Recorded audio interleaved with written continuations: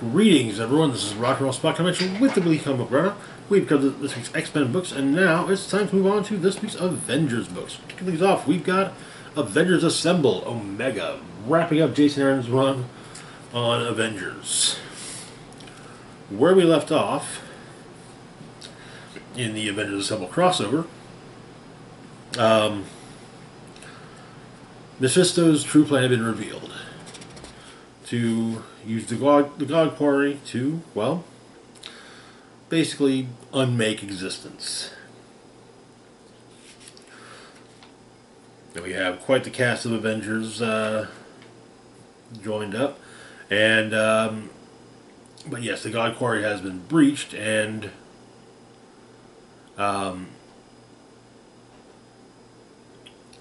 cosmic swamp, made of the rotting remains of the first firmament, of the existence that came before this one, is rolling forth. Cap is... everyone's doing what they can to avoid being unexisted. The Phoenixes are combining their forces to hold it back. And Doom Supreme and Mephisto argue over what's to come, but Doom seemingly kills Mephisto and tries to take the energy of... tries to harness the energy of this the first firmament, and is, however, instead turned to stone. And then shrunk down.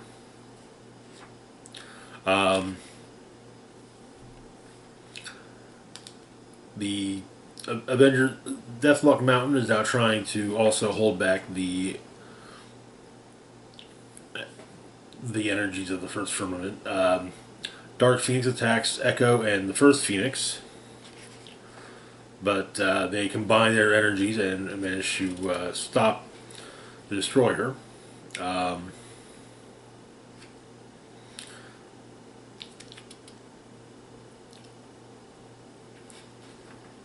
Then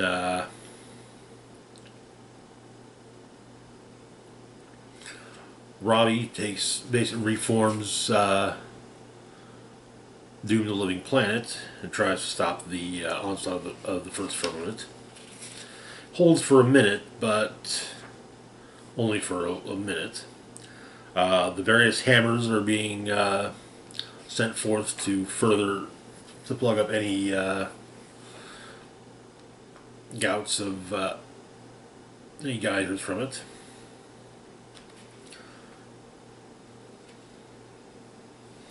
But all they can do is hold it off for a little bit.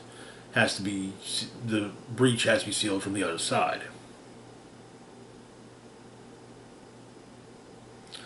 Starbrand volunteers to be able to do it.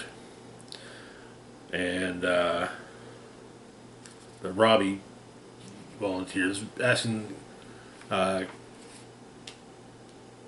Captains America and Marvel to take care of his brother.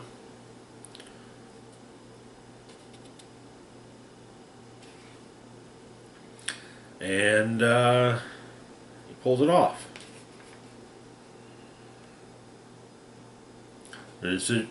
The remaining Omniversal Avengers decide how to proceed.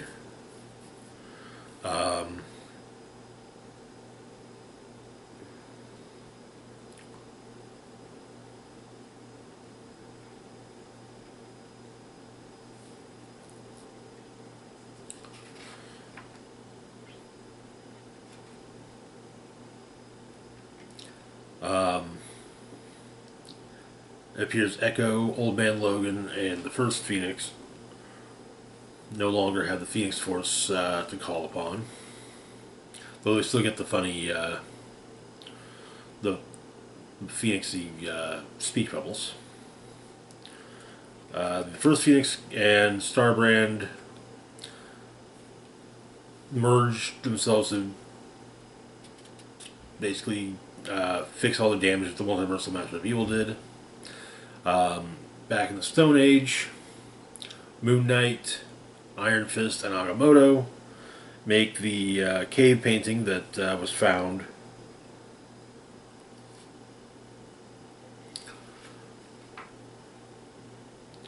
And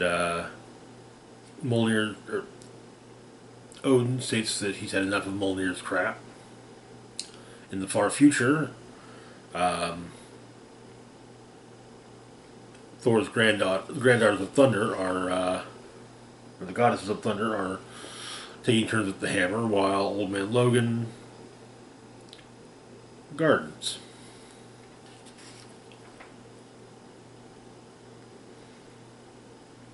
In Asgard, Thor brings Echo to meet Gaia and Freya, his mothers.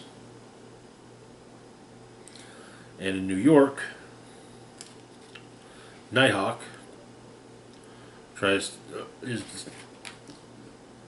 decided to take what time he has left before his body falls apart,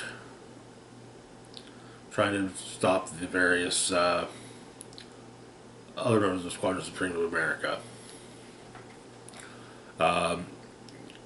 Namor turns himself into Seagate Prison.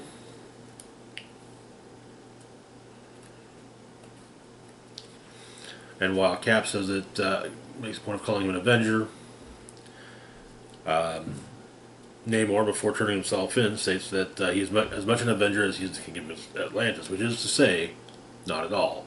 Not anymore. And at the North Pole, the Agents of Wakanda, as well as the Avengers, at least, including reserve members, are brought together as the mountain is now gone, along with Robbie's brother, and basically kind of say goodbye to this this particular lineup of Avengers. They dedicate a statue to Starbrand and Robbie. In the Nether Realms, apparently Valkyrie has been searching for any sign of either Robbie or Starbrand and has found nothing. Mephisto was, well, back in hell. And yeah, it's hell. However, hanging out with him is Orb, who talks constantly. In fact, he just have to stop to take a breath every now and then. He can just talk. Deathlock Mountain has become the new headquarters of the has become Avenger Prime's new headquarters, and he has his multiversal Avengers, which include various survivors from the battle, including Mjolnir-wielding Cap, Dog Cap, because, well, can't let the goodest of good boys perish, and the new Captain America, as well as Invincible Ant-Man, Infinity Thing, Moon Knight, Vision, Star-Lord, T'Challa, and so forth. On the other side of the God Quarry, Robbie Reyes continues to put his charger back together, reminding himself that his name is Robbie, his brother is Gabe. And that is where the issue ends. I enjoyed Jason Aaron's Avengers. There were elements I wasn't too fond of. I wasn't too keen on the whole making the Phoenix an Avenger thing too. It feels like it's kind of saying, yes, all the huge forces are related to the Avengers somehow. It's like, maybe don't do that, but it seems that the Phoenix Force is, for the moment, gone until an X-Men writer decides, hey, Jean's got the Phoenix back. Because, I mean, let's just be honest, that's probably the next thing we'll see with the Phoenix. Moving on, though, to our next book, we've got Hellcat, number 2. Where we left off, Hellcat's boyfriend had been rather brutally murdered, and she was a prime suspect. Also, she couldn't remember, clearly at least, what happened before the murder, except that there is a memory of fighting a shadowy figure.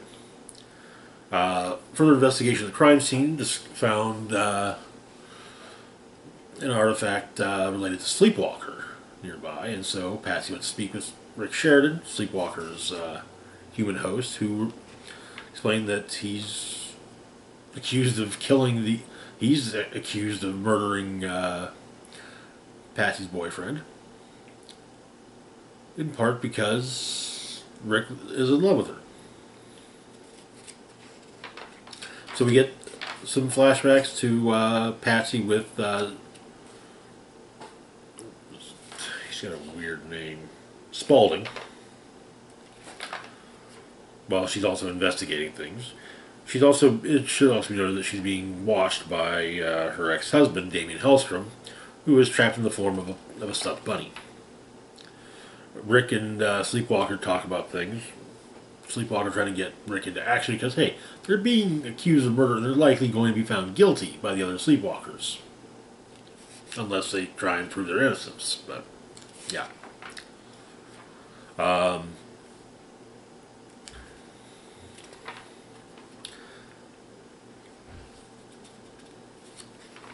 Patsy has there's a flashback to Patsy's teenage years. It was shown in issue 1 that she had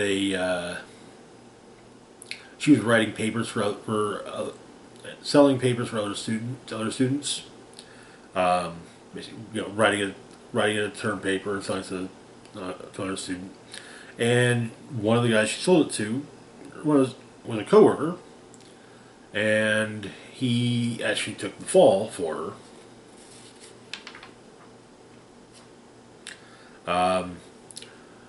Patsy and Hellstrom talk about some things, and but she does something to piss off.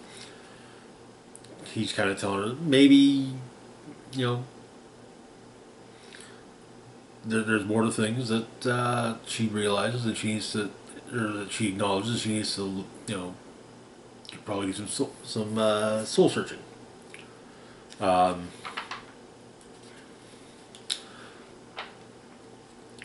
We had another flashback with her and Spaulding, apparently on a boat. He was talking about taking her to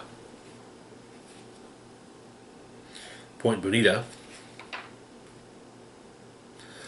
The present, Patsy goes to speak with her best friend Hetty, who was also next of Spaulding, and wasn't too happy about Patsy and Spaulding being together. She calls 911.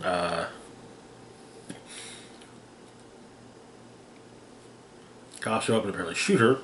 Elsewhere, Sleepwalker arrives at the lighthouse at Point Bonita and finds Blackheart there. And that is where the issue ends. This is definitely taking an interesting... It started off interesting and it's continuing to be interesting. I like how they're fleshing out Hellcat's youth. Moving on, I'm also digging just the current story in general. Moving on to our next book, we've got She-Hulk number 12. Where we left off, She-Hulk and Jack of Hearts were reunited. Jack was very much just kind of,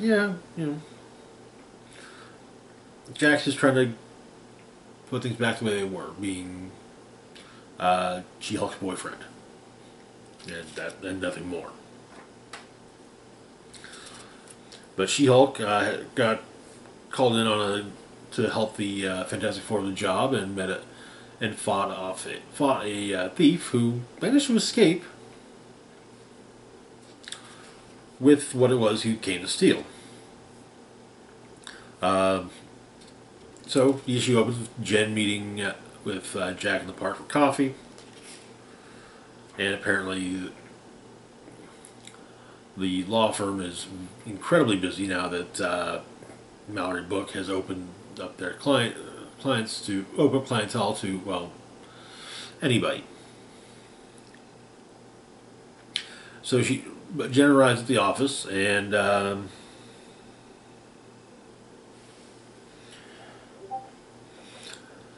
well, we see quite a few of those clients: Speed Demon, Rage, Spider Woman, Jessica Drew, Puck, Vulture, 8-Ball, Rhino.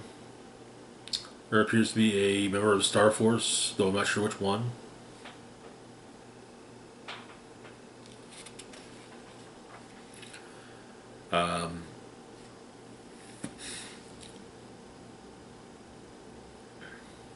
Apparently, Mallory is talking about is in talks with representing the creator of with a scientist for suing Thunderbolt Ross over theft of the Hulkbuster tech.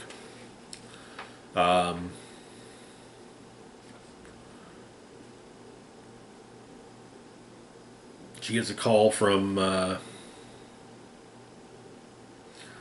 about what happened the night before from Reed Richards, finally returning her call.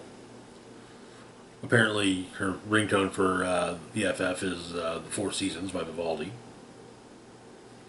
But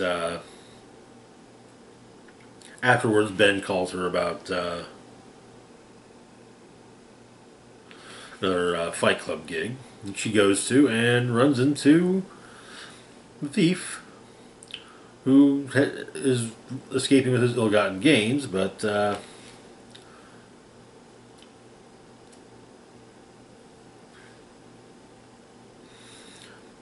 and once again, he shows to be rather spry and able to take hits from her, but it ends up being making for a good distraction, and well, apparently the FF is where the rest of the FF is where She-Hulk's supposed to be meeting up with the Thing for another bit of Fight Club, which allows Jen to save the day. We have a backup story as well, wherein She-Hulk starts up a book club. Among those involved are the Wasp, Hellcat, Invisible Woman, Misty Knight and Colleen Wing, and Volcana.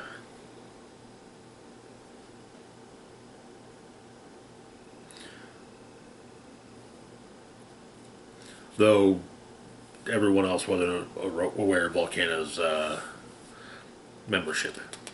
But they start trying to talk about the book, but no one else has really gotten through it. Except for Volcana.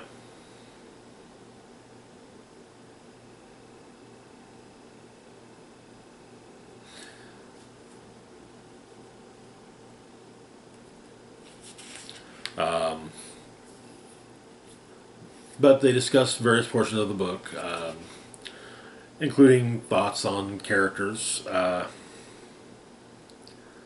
However, Jen gets a little frustrated, goes into the kitchen to get some water, and over the course of the Wasp goes to talk to her and ends up telling her that the apartment is that she's giving Jen the apartment.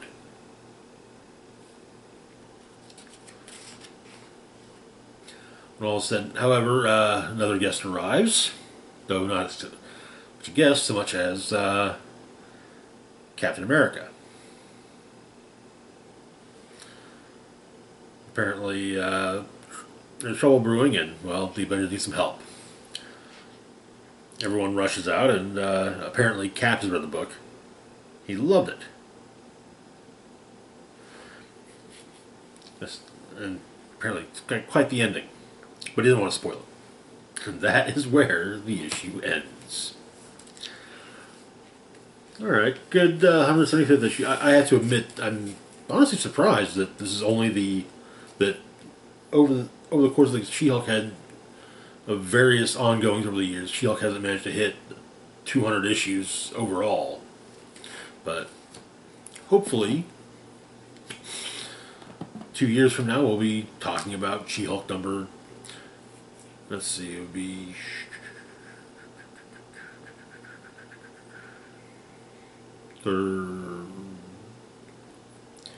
Let's see, that would be 24, so She-Hulk number 37, which would be issue 200. Moving on to our last book for the moment, we've got Captain America Unforgiven. Wrapping up the Unforgiven one-shots. Where we left off, the Forgiven had removed their light benders and gone back to being normal vampires. However, Red Blood was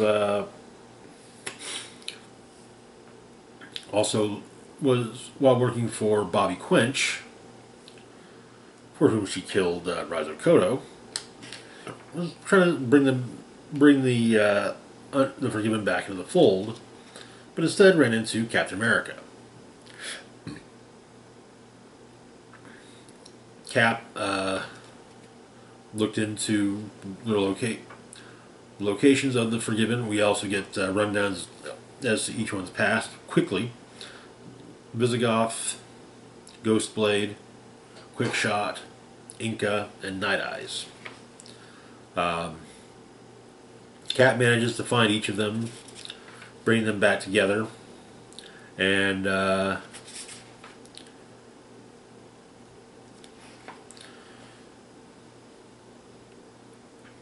plan is discussed. Meanwhile, Red Blood has returned to Bobby Quench, potentially speaking, to be the needed sacrifice. We get some, however, their new Wakandan ally,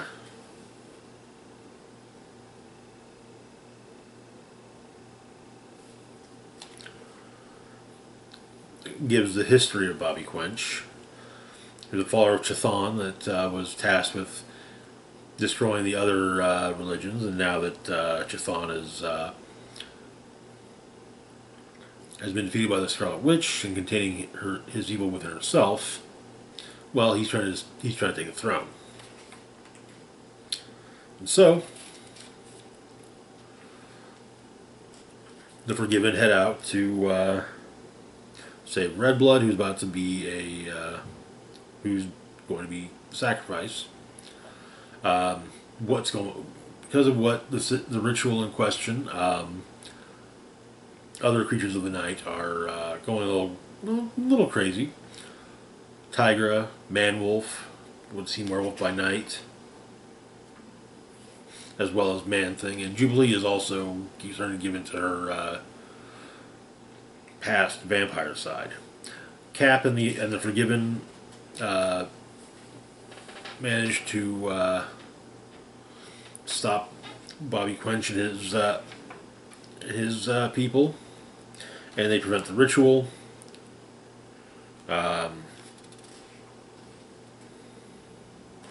With Inca sacrificing herself in the end to fully stop it.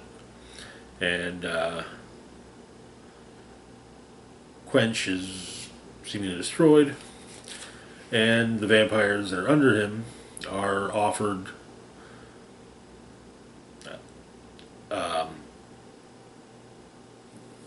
lightbenders and inducted into the group. And the group's also we're all working on embracing new things like going vegan. In fact, Visigoth has a chicken he's raised, and well, he's named it Inca.